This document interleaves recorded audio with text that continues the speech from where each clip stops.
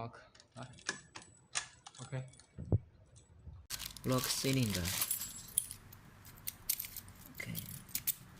And the button here to open and close the lock. Okay. So if I use the key to lock it, then this button is locked. Okay. Then we're going to test with access control device with this kind of thing.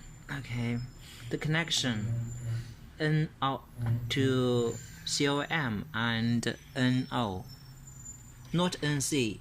To connect NC, it will burn the lock.